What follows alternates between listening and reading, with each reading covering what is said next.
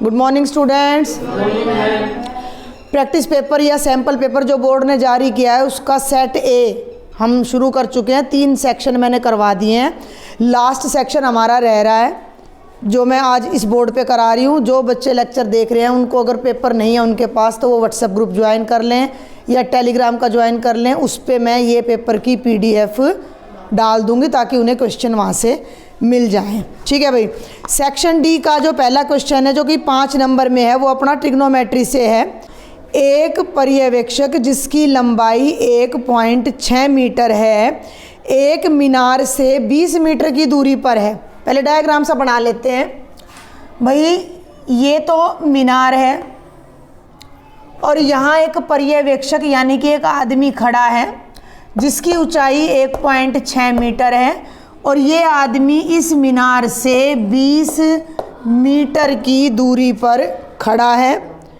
यदि मीनार की चोटी मान लो AB मीनार है, CD आदमी है, मीनार की चोटी उसकी आंख पर 60 डिग्री का कोण बनाती है। ये मीनार की चोटी है और ये आदमी खड़ा है तो हम यहाँ इसकी आंख मान के चल रहे हैं कि भाई ऐसे देख रहा है तो यहाँ पे जो एंगल बन रहा है, अब ये ध्यान देना कि ये एंगल इसके साथ बन रहा है तो ये एंगल है हमारा 60 डिग्री। ठीक है। और यहाँ से हम एक लाइन और ड्रॉ कर लेंगे इसके समानांतर तो ये एंगल भी हमारा कितना हो जाएगा 60 डिग्री। इसका नाम रख दो E। क्लियर है। मीनार की ऊंचाई ज्ञात करो। अब बच क्या गया, B बच जाता है। मीनार है AB, जब ये 1.6 है तो ये दूरी भी कितनी है 1.6 तो बच क्या गया BE निकालना। इसको आप X मान लो। ठीक है। सारा सवाल इसी डायग्राम में कवर हो जाता है आपका, क्योंकि ये 5 नंबर का क्वेश्चन है। कौन सा है? क्वेश्चन नंबर 31 है कि माना AB एक मीनार है, माना AB एक मीनार है और AB की जो लंबाई है वो H मीटर है। ठीक है। CD पर्यवेक्षक है, जो CD है वो पर्यवेक्षक है यानी वो आदमी है जो खड़ा है और उसकी लंबाई कितनी है 1.6 मीटर है। जो एंगल ये वाला है ना भाई आँख के साथ एंगल बना रही है तो कोई हॉरिजॉन्टल भी तो होना चाहिए ना। तो एंगल XBD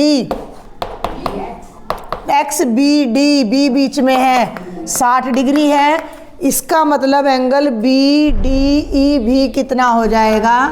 कौन से एंगल है ये? अल्टरनेट इंटीरियर एंगल्स, एकांतर कोण। ये बहुत शॉर्ट में लिख रही हूँ मैं, थोड़ा सा अच्छे से लिख के आना तुम। अच्छा जी, A और C के बीच की दूरी 20 मीटर है। उस मीनार के और आदमी के बीच की जो दूरी है वो कितनी है 20 है। जब ये 20 है तो ये भी 20 है तो ED भी कितनी हो जाएगी 20 मीटर। इसलिए ED की इंग्लिश मीडियम में कोई दिक्कत नहीं है, यहाँ कोई हिंदी मैंने यूज नहीं की है। Late AB is minaret, tower लिख रहा है तो टावर लिख देना, and CD is observer. Clear. और ये अल्टरनेट इंटीरियर एंगल है तो इंग्लिश मीडियम में भी कोई प्रॉब्लम नहीं आएगी आपको। ये हो गया। अब क्वेश्चन क्या है कि भाई मीनार की हाइट निकालनी है। मीनार की हाइट है H, ये पूरी, इसमें से इतनी तो हमें पता है। हमारा काम क्या रह गया केवल BE निकालने का। तो माना BE, लेट BE कितना है X है। कौन सा त्रिभुज उठाएं? X प्लस 1.6 आ जाएगी मीनार की ऊंचाई। अगर X का मान आ जाए तो मीनार की ऊंचाई आ जाएगी। तो अब आप इस त्रिभुज को पकड़ लो, त्रिभुज BED में। ठीक है। क्या करोगे बताओ?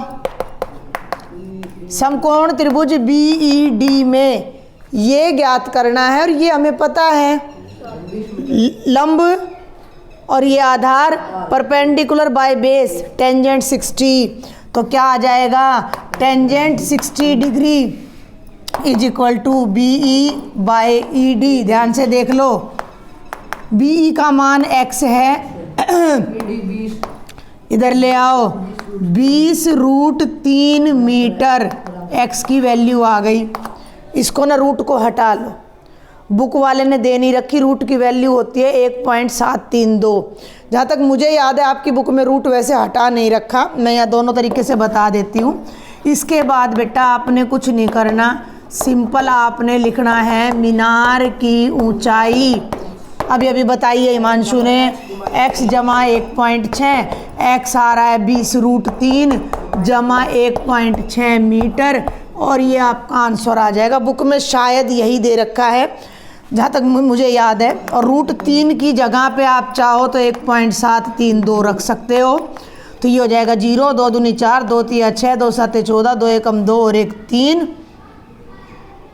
ठीक है, और 20 से गुणा करें तो पीछे से 3 अंक यहाँ छोड़ दो तो 34.64 आ जाएगा ये। तो वो भी आप यहाँ इसमें रख सकते हो।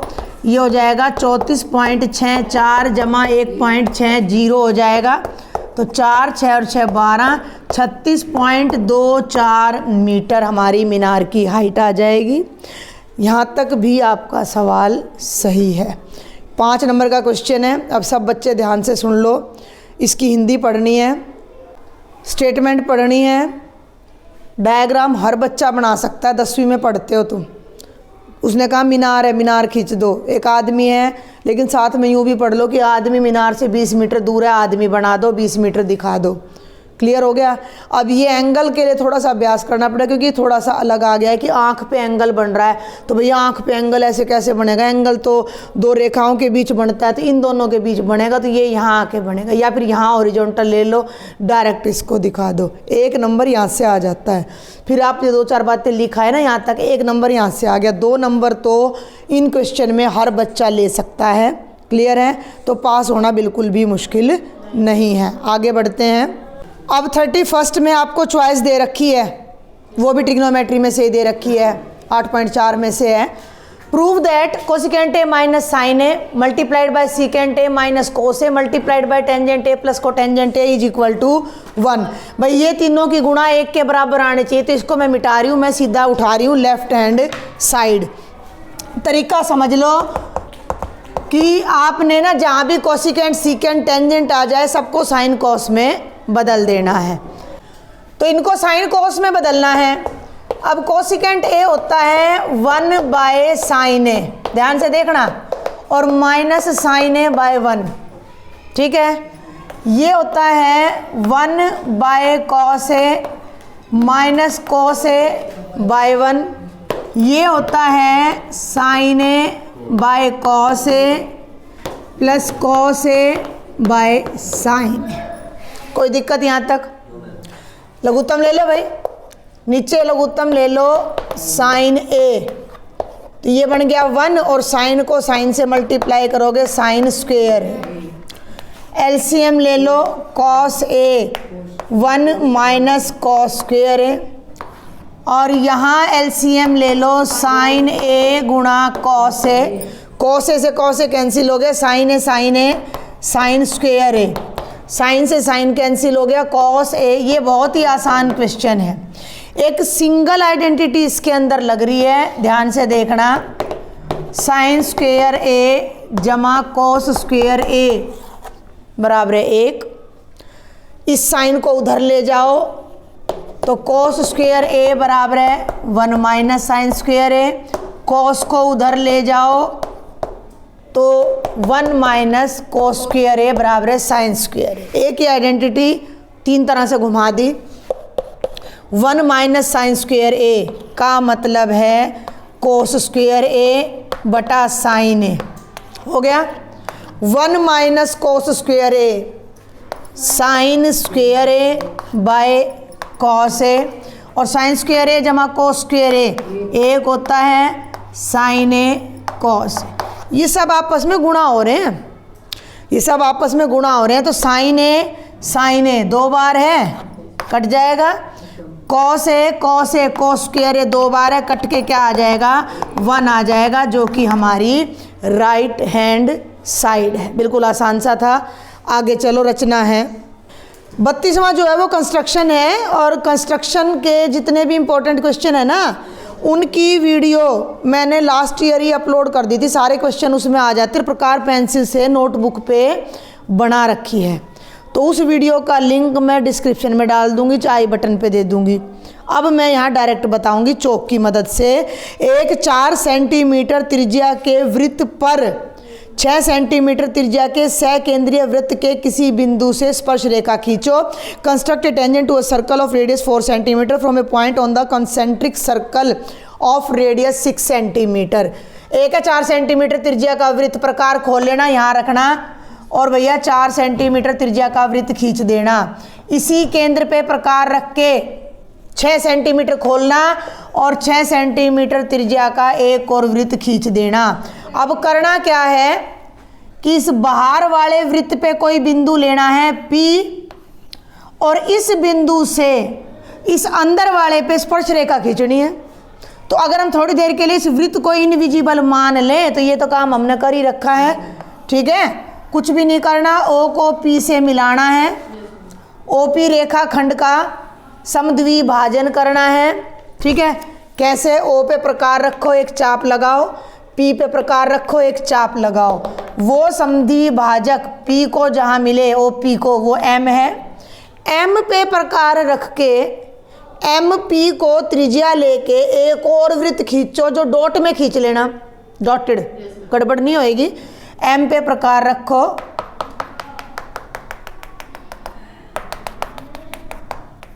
और ये वृत्त खींच गया। ये डॉटेड वृत्त अंदर वाले को जहां काट रहा है, बहुत ध्यान से बिंदु मिलाना क्योंकि काफी चीजें एक दूसरे को यहां कट कर रही हैं, खिचड़ी नहीं बनानी है। सर्कल को जहां काटे A और ये सर्कल इस सर्कल को जहां काटे B, P को B से फुटे की सहायता से मिला देना, ये स्पर्श रेखा है, और P को A से मिला देना। बिल्कुल आसान सा क्वेश्चन है, पेंसिल से मैंने करवा रखा है, लिंक में डाल दूंगी। अगले पे चलते हैं। रचना के चरण जरूर लिख के आने हैं, 5 नंबर का क्वेश्चन है, नहीं तो इसके शायद 2.5 या 3 नंबर मिलेंगे, 2 कट जाएंगे। क्लियर है? रचना जरूर लिखनी है। सेक्शन डी में 4 क्वेश्चन आ रहे हैं आपके, 4 में से 2 में चॉइस मिल रही है। पहली चॉइस हमें ट्रिग्नोमेट्री से मिल गई, दूसरा जो अब चॉइस वाला क्वेश्चन है वो हमारा 13वें चैप्टर में से है, क्या है, प्रश्न क्षेत्रफल और आयतन में से। एक बर्तन एक खोखले अर्धगोले के आकार का है। मैं पहले डायग्राम बनाऊंगी क्योंकि कई बच्चों के पास इस टाइम पेपर हाथ में नहीं होगा, सामने दिख भी नहीं रहा होगा। एक बर्तन देखो भाई, अर्धगोला, vessel is in the form of a hemisphere surmounted by a hollow cylinder, जिस पर एक खोखला बेलन अध्यारोपित है। बेलन अध्यारोपित है, ये बेलन आ गया इसके ऊपर। होलो हेमिस्फीयर पर एक होलो सिलेंडर सरमाउंटेड है। गोले और बेलन का आधार का व्यास 21 सेंटीमीटर है। भैया ये पूरा व्यास कितना है? 21। तो त्रिज्या कितनी हो जाएगी? त्रिज्या कितनी हो जाएगी? 21/2। शॉर्ट में कराऊंगी मैं, त्रिज्या हो गई 21/2 सेंटीमीटर। बर्तन की कुल ऊंचाई, कुल का मतलब यहाँ से लेके और नीचे तक, तली तक, बिल्कुल टॉप बिलो तक 28 सेंटीमीटर है। पूरे बर्तन का आयतन ज्ञात करो। तुम्हें मैंने एक ही बात बताई, अब नीचे कटोरा और ऊपर गिलास है, अब इसमें पानी भरना है, तो कटोरा और गिलास में जितना पानी आएगा वो सारा निकालना है। तो हमें कटोरे का भी आयतन निकालना है, ये जिसके लिए हमें चाहिए त्रिज्या अर्धगोले का, जिसके लिए चाहिए अर्धगोले की त्रिज्या। बेलन का आयतन चाहिए, जिसके लिए चाहिए बेलन की ऊंचाई। हमें बेलन की ऊंचाई नहीं पता, हमें बेलन की ऊंचाई नहीं पता। बेलन तो यहाँ से लेके और यहीं तक है भाई। हाँ जी, त्रिज्या अर्धगोले की ऊंचाई है। बहुत अच्छे, शाबाश भाई। ये अर्धगोला है, ये अर्धगोले की ऊंचाई तो हो गई 21/2। ये पूरी ऊंचाई 28, ये पूरी ऊंचाई, फिर ध्यान दो, ये पूरी ऊंचाई 28, अर्धगोले की ऊंचाई 21 नहीं, तो ये ऊंचाई कैसे आएगी? किसको घटाएं? 28 में से 21/2 को घटाओगे तो अर्धगोले की ऊंचाई हमारी आ जाएगी 28 दूनी 56 घटा 21, और ये आ जाएगा, ठीक कर रही हूँ मैं, देख लेना भाई, 35/2 सेंटीमीटर। डिटेल नहीं लिख रही मैं। बर्तन का आयतन बराबर है, बर्तन का आयतन बराबर है किस किस का? हाँ, ये सारा volume of the vessel, English medium वाले भी सुन लो। Volume of the vessel is equal to the volume of hemisphere plus volume of cylinder या बेलन का आयतन। फॉर्मूला पाई अर्धगोले का 2/3 पाई आर क्यूब। अब इसमें एक बात और बताई थी मैंने, common pi r square common ले लो, 2/3 गुणा आर जमा एच। ठीक है, सारा हल करते चलो। 22/7 आर है 21/2, 21/2 गुणा 21/2 गुणा 2/3 गुणा 21/2 जमा हाइट है 35/2। काट लेते हैं पहले, 7 या 21 आराम से, 2 11 और 21 या 63, 63 को 11 से करोगे 693 आएगा, करके देख लेना। तो 693/2, यहाँ ध्यान दो, 3 7 21, 7 दूनी नहीं, मैं नहीं काट रही, 7 दूनी 14/2 आएगा। क्यों नहीं काट रही? मुझे फिर लघुत्तम लेना पड़ेगा, मुझे फिर लघुत्तम लेना पड़ेगा, तो मैं नहीं काट रही। तो ये बन गया 14/2 जमा 35/2, तो ये आ जाएगा 49/2। इसको गुणा करके जो भी उत्तर आएगा, इतने सेंटीमीटर क्यूब आपका आयतन आ जाएगा। इसको हल अपने आप कर लेना। अगले भाग पर, अगला भाग का मतलब इसी में एक चॉइस दे रखी है, उसको देखते हैं। 33वें क्वेश्चन में एक ऑप्शन और दे रखा है, जरा ध्यान से देख लो। और ये मैंने ना 13 चैप्टर करवाया, जब करवा रखा 13 तो हमने मोटा मोटा अपलोड कर ही रखा है। व्यास 2 मीटर का एक कुआं 14 मीटर की गहराई तक खोदा जाता है। कुआं किस आकृति का होता है भाई? बेलनाकार। ये कुआं खोद दिया जिसका व्यास है 2 मीटर, तो त्रिज्या, व्यास है 2 मीटर, तो इसकी कुएं की त्रिज्या कितनी हो जाएगी? अरे त्रिज्या कुएं की 1 मीटर 2 का आधा। दूसरा सवाल आ रहा है इसी टाइप में। और 14 मीटर गहरा खोदा है कुआं, ठीक है। तो कुएं की गहराई, ऊंचाई नहीं लिखेंगे, गहराई हो गई 14 मीटर, ठीक है, डेप्थ ऑफ द वेल। अब ध्यान देना, इससे निकाली गई मिट्टी को कुएं के चारों ओर 5 मीटर चौड़ी एक वृत्ताकार वलय बनाते हुए समान रूप से फैलाकर एक चबूतरा बनाया है। चबूतरे की ऊंचाई ज्ञात करो। और well of diameter 2 metre is dug 14 metre deep. The earth माने मिट्टी taken out of it has been spread evenly all around its in the shape of a circular ring of width 5 metre to form an embankment. Find the height of the embankment.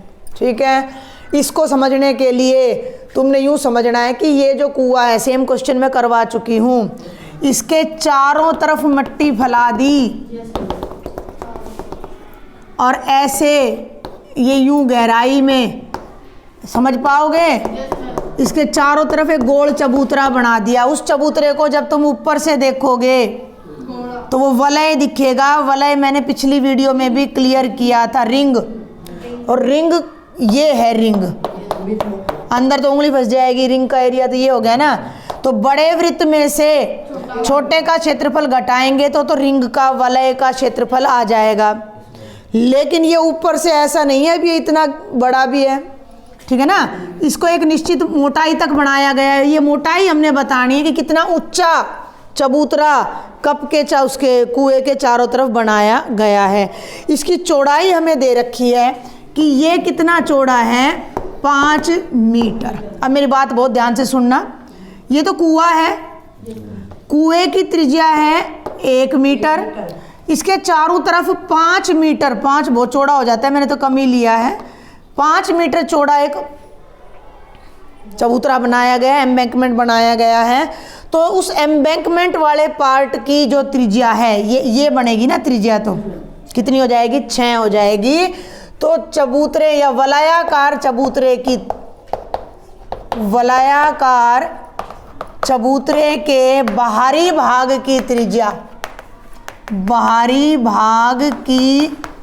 त्रिज्या जिसको हम बड़ा R लिखेंगे वो हो जाएगी 1+5 6 metre. अब एक चीज़ और मैंने सिखाई थी कि किसी भी बर्तन का जो आयतन है, किसी भी ठोस का जो आयतन है वो होता है आधार का क्षेत्रफल गुणा ऊंचाई, क्योंकि अगर किसी बर्तन की ऊंचाई नहीं होगी तो तुम उसमें सामान नहीं रख सकते, ठीक है ना भाई। एक गोलाई का 2 कटोरी ले ली, एक तो इतनी ऊंची रखी उसमें इतना सा दूध आएगा, पानी आएगा, एक को इतना ऊंचा कर दिया उतना ज़्यादा पानी आएगा, तो जितनी ऊंचाई बढ़ती जाती है उतना ही आयतन बढ़ता जाता है। अब ये जो मिट्टी का चबूतरा है उसमें उतनी मिट्टी लग रही है जितनी कुआं में से निकली है, तो चबूतरे का आयतन और कुएं का आयतन बराबर है। तो कुएं का आयतन तो हम निकाल लेंगे, बेलनाकार है। चबूतरे का आयतन कैसे निकलेगा कि चबूतरे के आधार की क्षेत्रफल गुणा ऊंचाई, ठीक है। माना चबूतरे की ऊंचाई, माना चबूतरे की ऊंचाई बराबर है h। अब ध्यान देना चबूतरे का आयतन हो जाएगा आधार का क्षेत्रफल गुणा में ऊंचाई। आधार का क्षेत्रफल क्या होगा, वलय का क्षेत्रफल मैं बता चुकी हूँ, बड़े वृत्त में से छोटे वृत्त का क्षेत्रफल घटा दो, पाई r² माइनस r² गुणा h। पहले इसको हल कर लो, पाई को पाई रखना, इन सवालों में मैंने बताया था पाई को लास्ट में काटते हैं। बड़ा R 6 का स्क्वायर, छोटा R 1 का स्क्वायर गुणा h। 6 36, 36 में से 1 गए, 35 पाई h, पता ही नहीं है h कितना है, घन मीटर। ये तो आ गया चबूतरे का आयतन, मोटा मोटा बता रही हूँ मैं। कुएं की मिट्टी का आयतन, कुएं की मिट्टी का आयतन, कुआं कैसा है बेलनाकार, बेलन का आयतन पाई r² h। पाई मत रखना, r हो गया 1 का स्क्वायर, h हो गया 14, ये बन गया 14 पाई घन मीटर। अब एक लाइन खुद लिख लेना, क्योंकि कुएं की मिट्टी निकाल कर ही चबूतरा बनाया है, तो कुएं की मिट्टी का आयतन बराबर है चबूतरे का में लगी मिट्टी का आयतन, ठीक है। इन दोनों को एक दूसरे के बराबर रख दो। 35 पाई h बराबर है 14 पाई, पाई से पाई कट गया, h बराबर है 14/35, 7 दूनी 14, 7 पंजे 35, यानी उस कुएं की जो चबूतरे की हाइट है वो 2/5 यानी कि 0.4 मीटर है। और एक लास्ट हमारा क्वेश्चन और रह जाता है सांख्यिकी से, उसको देखते हैं। लास्ट क्वेश्चन है हमारे प्रैक्टिस पेपर के सेट ए का, निम्नलिखित आंकड़ों का माध्यक 28.5 है। ये आंकड़े हैं, यहाँ मैं अलग से नोट कर देती हूँ जो जो इसने दे रखा है। पहले ही इसने बता दिया कि माध्यक 28.5 है, और बारंबारताओं का जो जोड़ है वो कितना है 60 है। तो x और y का मान ज्ञात करो। एक बात का ध्यान रखना कि x और y निकालने हैं, 2 चीज़ें निकालनी है तो 2 समीकरण चाहिए, ठीक है। ये बारंबारता है जिसे आप इंग्लिश में फ्रीक्वेंसी बोलते हो। पहले तो इनको जोड़ लो, 60 है लेकिन ये जोड़ 60 नहीं है ना। 5 और 20 25, 25 और 15 40 और 5 45 जमा x जमा y। चर को चर में जोड़ेंगे, अचर को अचर। माध्यक ज्ञात करना है, क्यूमुलेटिव फ्रीक्वेंसी इंग्लिश में, और हिंदी में कहूँ तो संचयी बारंबारता आपने निकालनी है। 5 जमा x, 5 जमा x में 20 जोड़ोगे 25 जमा x, 25 और 15 40 जमा x, 40 जमा x जमा y, और यहाँ 5 जोड़ोगे। अब एक बात का ध्यान रखो कि सारी बारंबारताओं का योग 60 है, इसका मतलब पहली बात तो 45 जमा x जमा वाई 60 है। 45 को राइट में ले जाओ तो x जमा वाई 60 घटा 45 15 आ गया। कुल आंकड़े 60 है, ध्यान देना, n 60 है तो मध्य आंकड़ा क्या आएगा 30। 30 से बड़ी बारंबारता कहाँ मिलने वाली है, ये करोगे तो 40 से बड़ा आ गया, तो यहाँ लेना पड़ेगा 25 जमा x, क्योंकि तो 40 जमा है, ये तो क्लियर है कि तो 40 से बड़ा है, तो 30 इसमें आएगा, 30 या 30 से बड़ा, क्योंकि ये तो 40 से बड़ा है। तो इसके सामने जो आएगी वो हमारी आ जाएगी माध्यक वर्ग, इसके सामने वाली बारंबारता f हो जाएगी, इसके ऊपर वाली हमारी क्यूमुलेटिव फ्रीक्वेंसी हो जाएगी। अब आप लगा दो माध्यक का फॉर्मूला। माध्यक का फॉर्मूला है L जमा n/2 माइनस CF/F गुणा H। माध्यक है 28.5, ध्यान दे लेना, 28.5 है ना, तो 25 से ज़्यादा यहीं आएगा ना 28.5। वैसे भी तो समझो, सिंपल सी बात है, किताब वाले ने क्या कह रखा, माध्यक कितना है 28.5, 28.5 तो 30 से कम आएगा ना, तो यही माध्यक वर्ग बनेगा हमारा। तो यहाँ आ जाएगा 20 जमा n/2 कितना है 30, क्यूमुलेटिव फ्रीक्वेंसी कितनी है -5 माइनस x, सारे के बटे में फ्रीक्वेंसी 20, और ये कितना हो गया 10, 10 दूनी 20। इस 20 को यहाँ ला के घटाओ तो ये बनेगा 8.5, 30 में से 5 गए माइनस x बटे 2, 2 को राइट में ले जाओ, 8 दूनी 16 और 1 17, x को यहाँ ले आओ, 25 में से 17 गए 8, x का मान 8 आ गया। x के मान को समीकरण 1 में रख दो तो y का मान आ जाएगा 15 घटा 8 यानी 7। ये आपका आंसर आ जाएगा।